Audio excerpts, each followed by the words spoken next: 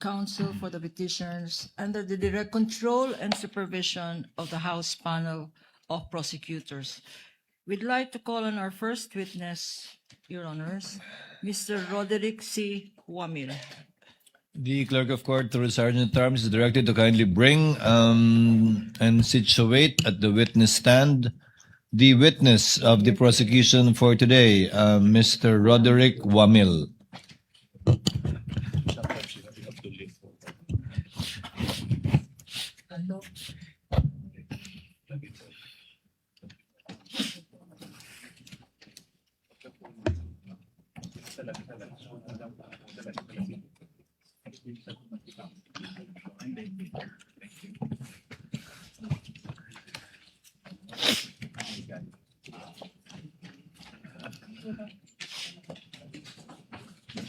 Before you sit down, Mr. Wamil, clerk of court is directed to subscribe the witness, or rather put the witness under oath. Apologies.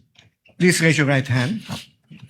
You, Roderick C. Wamil, do swear that the evidence you shall give in the case now pending between the Philippines and Vice President Sara Zimmerman Duterte shall be the truth, the whole truth, and nothing but the truth. So help me God. You may sit down, Mr. Wamil.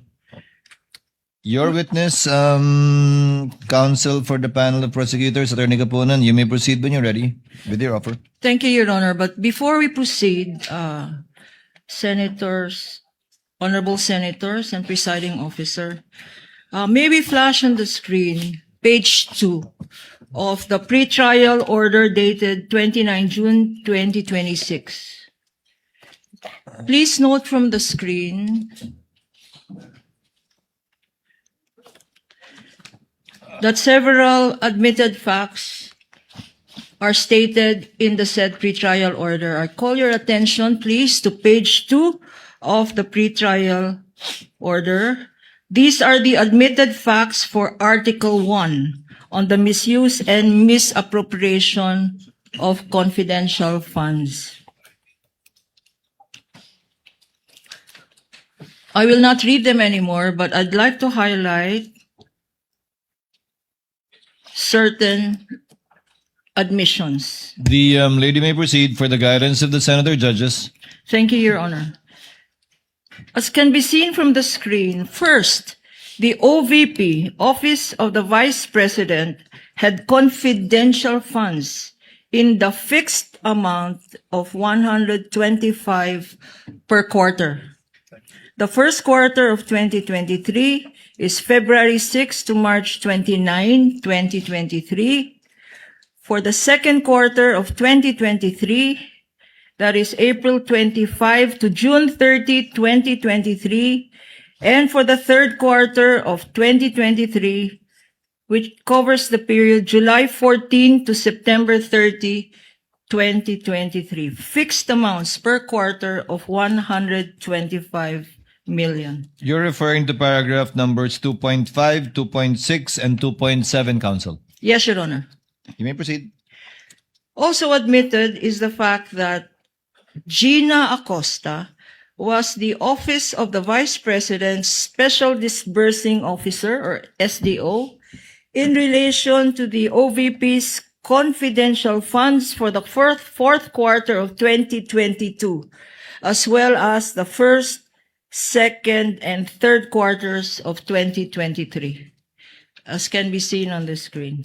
May I ask counsel for the respondent? We confirm that, Your Honor. Thank you, counsel.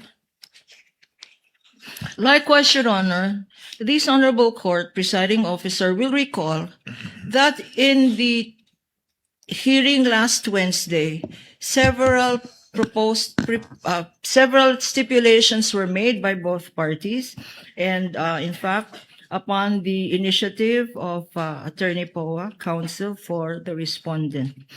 May I just remind this court what these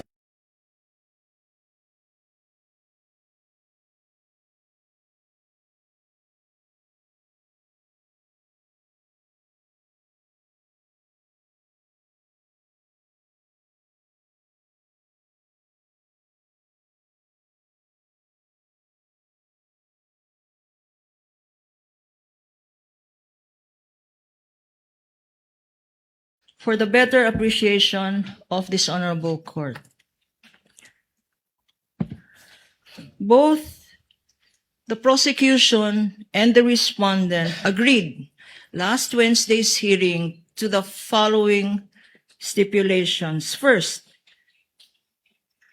that the OVP issued 4 checks, all in the name of Gina F. Acosta, worth 125 million each on December 20, 2022, January 31, 2023, April 18, 2023, and July 13, 2023.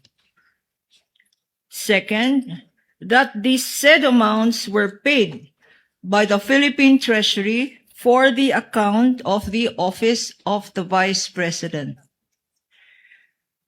Third, that Ms. Gina Acosta received the amounts of the said checks on December 20, 2022, February 6, 2023, April 25, 2023, April 10, 2023, and July 11, 2023. Likewise stipulated, Your Honor, that the said amounts were paid by the Philippine Treasury for the account. Counsel, Yes, with respect to the last check, what was the date of encashment? You mentioned July 11, or is it July